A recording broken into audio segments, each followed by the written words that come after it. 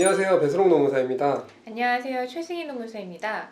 올해 7월 1일부터 특수형태 근로종사자분들이 이제 고용보험법이 적용이 되었는데요. 오늘은 특수형태 근로종사자분들의 고용보험과 산재보험의 그 관계와 구조에 대해서 조금 자세히 알아보도록 하겠습니다. 고용보험과 산재보험은 동일하게 적용되는 것이 일반적인데요.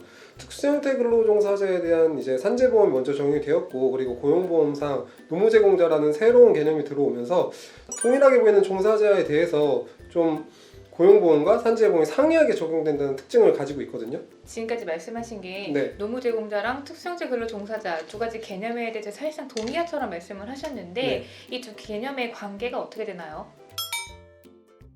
특수형태 근로종사자는 산재보험법에서 규정을 하고 있는데, 산재보험에서 정하고 있는 직종에서 상시적으로 선사업장에 노무를 제공하면서 타인을 사용하지 않는 자를 특수형태 근로종사자라고 하거든요. 근데 고용보험법상 이제 노무 제공자는 정부에서 전국민 고용보험을 추진하면서 새롭게 도입된 개념이에요. 특수형태 근로종사자를 포함하면서 그거보다는 좀 더 넓은 개념이라고 이해하시면 될 것 같아요. 현재로서는 사실상 같은 의미로 봐도 되는데 노무제공자가 법상 개념을 좀 더 넓은 거다라는 의미이시네요. 그렇죠. 네. 근데 이제 노무제공자의 그 고용보험 적용에 대해서는 조금 시기상 차이는 있어요. 대부분의 특고직, 그러니까 대부분의 노무제공자분들은 7월 1일에 이제 고용보험이 적용이 되는데, 대리운전 기사와 퀵서비스 기사분들은 내년, 그러니까 2022년 1월 1일부터 고용보험법이 적용이 되고요. 그리고 이제 캐디 분들은 아직까지는 그 적용 시기가 정해진 바는 없습니다. 특수형태 근로종사자를 사용하는 사업주는 노무를 제공받은 날 또는 노무를 제공받지 않게 된 날에 다음 달 15일까지 이름이라든지 아니면 노무를 처음 제공받은 날 등의 사항을 근로복지공단에 신고를 하셔야 되는데요. 기존에는 적용제의 신청을 많이 하셨죠. 그래서 적용제의 신청서를 대필해서 문제가 된 사례도 있고요. 근데 이제 산재보험법이 개정이 돼가지고 올 7월 1일부터는 적용 제외 신청할 수 있는 이제 사유가 굉장히 제한이 되는데요. 이제는 특고직 분들이 이제 뭐 질병이나 부상 혹은 뭐 임신, 출산, 육아 이런 사유로 인해서 한 달 이상의 휴업을 하게 되는 경우에만 적용 제외 신청을 하실 수가 있게 되었습니다.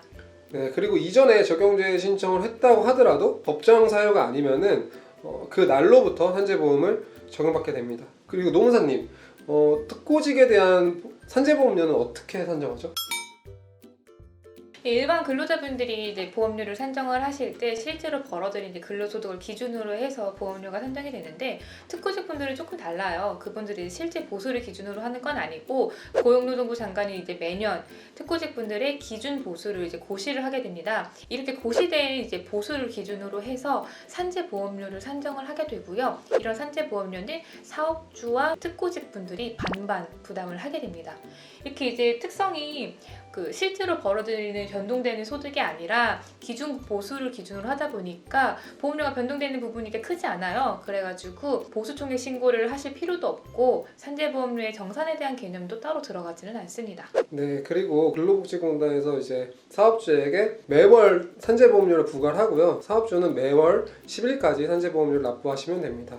중간에 특고직에 입직을 했다, 이직을 했다라고 하면 그 달은 일할해서 계산을 하게 되고요. 이제 산재보험료 납부를 하실 때 사업주가 이제 특고직분들의 부담금까지 이제 같이 납부를 하셔야 되는데, 네. 원천공제를 진행을 하실 수가 있어요. 이제 원천공제 하실 때 특고직분들에게 공제 계산서를 발행을 해주셔야 됩니다. 고용보험법을 노무제공자분들한테 적용을 할 때 대상 업종에만 해당이 되면 다 적용이 되는 건가요? 그런 건 아니고요. 65세 이후에 노무 제공 계약을 체결하거나 월 보수가 80만 원 이하인 분들에 대해서는 고용보험법이 적용이 되지 않습니다. 다만 65세 이전부터 피보험 자격을 유지하던 분이 65세 이후에 노무 제공 계약을 체결하는 경우에는 고용보험법의 당연 적용 대상이 됩니다. 고용보험법은 이제 피보험 자격 신고라는 게 굉장히 또 중요한데요. 네. 노무제공자 분들도 피보험 자격 신고를 진행을 하셔야 됩니다. 이분들은 이제 최초로 노무를 제공받는 시점에 다음 달 15일까지, 그리고 이제 마지막으로 노무를 제공받는 날에 다음 달 15일까지 취득 신고와 상실 신고를 진행을 하시면 됩니다. 다만 좀 유의하셔야 될 점은 노무 제공자와 그리고 근로자, 노무 제공자와 예술인 사이에 고용보험 이중 취득은 가능은 하지만 노무 제공자와 자영업자 간의 고용보험 2등 취득은 제한된다는 점 유념하시기 바랍니다. 그리고 노무사님, 고용보험료는 어떻게 되죠?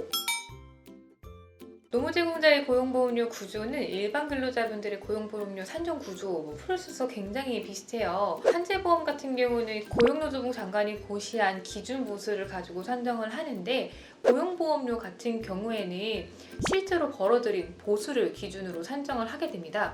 그래서 매년 3월에 보수총액 신고를 진행을 하셔야 되고요. 네. 여기서 산정이 된 월 평균 보수를 가지고 고용보험료를 산정을 하시게 됩니다. 이 보험료는 이제 사업주와 노무제공자가 반반 부담을 하게 되고요.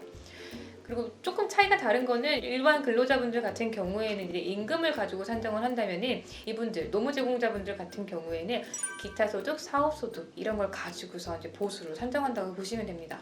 네, 그리고 이런 보수에는 비과세 소득 경비가 제외되고 산정이 되고요. 그리고 월 평균 보수 확인이 어렵거나 아니면은 소득 확인이 어렵거나 신고소득이 기준 보수보다 적은 경우에는 고용노동부 장관이 고시한 기준 보수를 적용하게 되고요. 올해 기준 보수는 133만 원으로 예정이 되어 있습니다. 노무제공자분들 올해 고용보험료율은 1.4%고요. 반반 부담을 한다고 했으니까 사업주 0.7%, 노무제공자 0.7% 이렇게 부담하신다고 보시면 됩니다. 근데 이런 보험료는 이제 사업주가 일단 노무제공자의 이제 보수도 원천 공제해가지고 납부를 하시게 되고요. 원천 공제하실 때는 공제 계산서를 발행해 주셔야 합니다.